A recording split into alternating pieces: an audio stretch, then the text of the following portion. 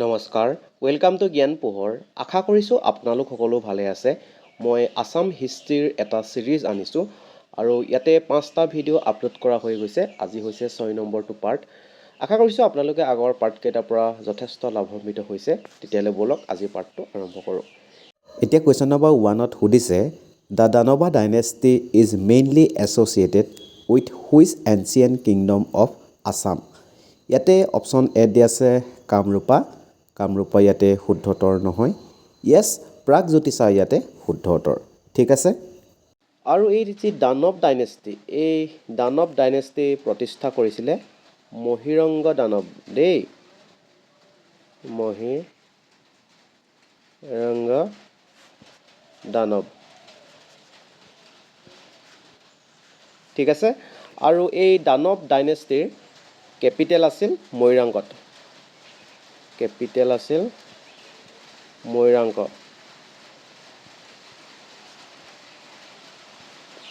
এইকেইটা আপোনালোকে মনত ৰাখিব। এতিয়া মই ইয়াৰ পিছৰ প্ৰশ্নটোলৈ ইয়াতে সুধিছে, who is considered the most prominent ruler of Danava dynasty in ancient Assam. Option A দিয়া আছে ভগদত্ত নেকি। ভগদত্ত ইয়াতে শুদ্ধতৰ নহয়। নৰকাসুৰ নহয়। বানা নহয়। য়েছ, মহিৰংগ দানৱ ইয়াতে শুদ্ধতৰ। আৰু এই দানৱ ডাইনেষ্টিৰ একদম শেষৰজন ৰুলাৰ নাম হৈছে ঘটকাসুৰ দেই। ঘটকাসুৰ।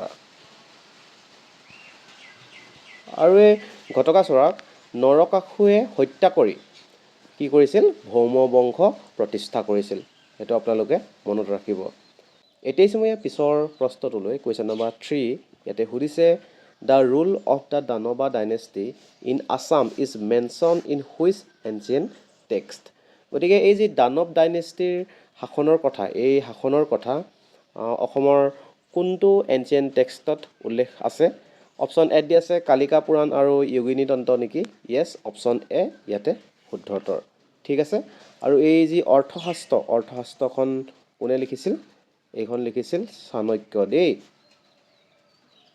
চাণক্য, এইটো মনত ৰাখিব। আৰু ইয়াৰ যিটো অৰিজিনেল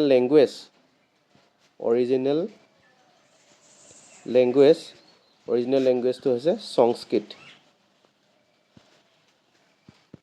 গতিকে এই অৰ্থশাস্ত্ৰখন অৰিজিনেলি সংস্কৃতত লিখা হৈছিল। পিছলৈ বেলেগ বেলেগ ভাষালৈ ট্ৰেন্সলেট কৰা হৈছে, কিন্তু অৰিজিনেলি সংস্কৃততে আছিল। আৰু এই যে ঋগ্বেদ দেখিছে, এই ঋগ্বেদত 1028টা হাইমছ আছে দেই। এইকেইটাও কেতিয়াবা অহা দেখা যায়।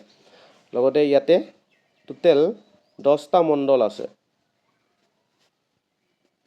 10 মণ্ডলছ।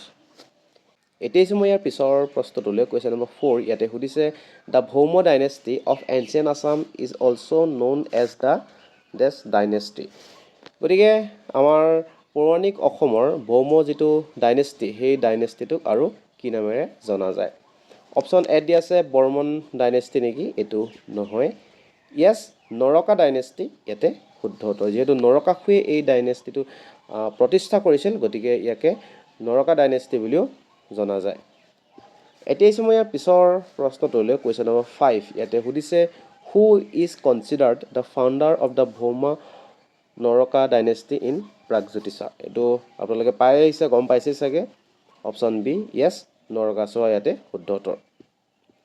এতিয়া মই ইয়াৰ পিছৰ প্ৰশ্নটোলৈ কুৱেশ্যন নম্বৰ 6 ইয়াতে সুধিছে, the Bhauma dynasty ruled over which ancient kingdom in Assam. Option A দি আছে কমতা নেকি। কমতা ইয়াতে শুদ্ধতৰ নহয়। চুতীয়া নহয়। য়েছ, প্ৰাগজ্যোতিষপুৰ ইয়াতে শুদ্ধতৰ। এতিয়া মই ইয়াৰ পিছৰ প্ৰশ্নটোলৈ কুৱেশ্যন নম্বৰ 7 ইয়াতে সুধিছে, who was the son of Narakasura in ancient Pragjyotisha. গতিকে নৰকাসুৰৰ পুতেকৰ নাম কি হয়? অপশ্যন এ দি আছে ভগদত্ত নেকি। য়েছ, ভগদত্ত ইয়াতে শুদ্ধতৰ হয়। আৰু এই যি ভগদত্ত, এই ভগদত্ত কথা মহাভাৰতত উল্লেখ থকা দেখা পোৱা যায়। এই ভগদত্তৰ জীয়েকৰ নাম আছিল ভানুমতী দেই। আৰু এই ভানুমতীক কৌৰৱৰ যি দুৰ্যোধন, এই দুৰ্যোধনলৈ বিয়া দিছিল। আৰু যেতিয়া কৌৰৱ আৰু পাণ্ডৱৰ মাজত যি এখন বিশাল যুদ্ধ হৈছিল যিখন মহাভাৰত নামেৰে জনা যায়। এই যুদ্ধত ভগদত্তই অংশগ্ৰহণ কৰিছিল আৰু আমাৰ অসমৰ পৰা তেওঁৱে মানে অংশগ্ৰহণ কৰিছিল বুলি ক'ব পাৰি। আৰু তেওঁ হাতী পিঠিত উঠি মানে যুদ্ধ কৰাত বহুত বেছিয়ে পাৰ্গত আছিল। গতিকে হাতী পিঠিত উঠি তেওঁ যুদ্ধ কৰিব পাৰিছিল। গতিকে তেওঁ এটা হাতী আছিল দেই, সেই হাতীটোৰ নাম হৈছে সুপ্ৰতীক। এইটো কেতিয়াবা আহে, সুপ্ৰতীক। এইটো হৈছে ভগদত্তৰ হাতীটোৰ নাম দেই। এই হাতী পিঠিত উঠি তেওঁ বহুত মানে ভালকৈ তেওঁ যুদ্ধ কৰিব পাৰিছিল। লগতে এই যি ভগদত্তই আমাৰ গুৱাহাটীৰ মাজমজিয়াত থকা যি দীঘলী পুখুৰী, সেই দীঘলী পুখুৰীটো খন্দুৱাইছিল।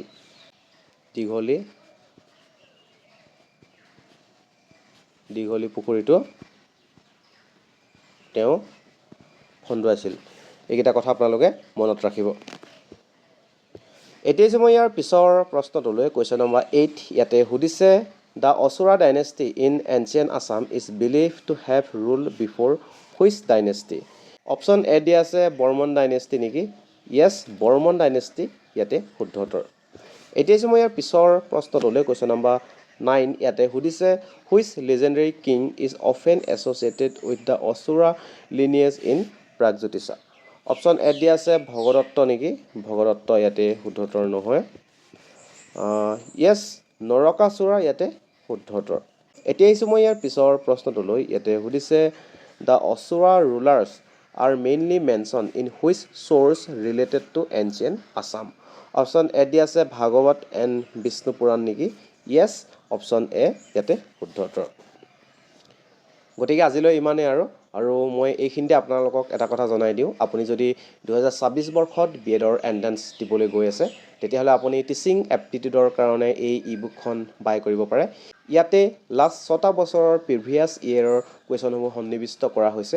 লগতে আহিব পৰা 300টা সম্ভাৱ্যপূৰ্ণ মই ইয়াতে কুৱেশ্যন এড কৰিছোঁ। লগতে এই ই বুকখন যোনে বাই কৰে তেওঁক আৰু এক্সট্ৰা 70টা MCQ এটা PDF প্ৰভাইড কৰা হ'ব। গতিকে আপোনালোকে যদি এইখন বাই কৰিব বিচাৰে, তেতিয়াহ'লে এই ফোন নম্বৰটোত 59 ৰুপিজ জিপে' কৰি এই একেটা নম্বৰতে তাৰ স্ক্ৰীনশ্বটটো পঠাই দিব আৰু পঠাই দিয়া 24 ঘণ্টাৰ ভিতৰত আপুনি আপোনাৰ হোৱাটছএপত এই ই বুকখন লাভ কৰিব। গতিকে আজিলৈ আহিছোঁ, ধন্যবাদ।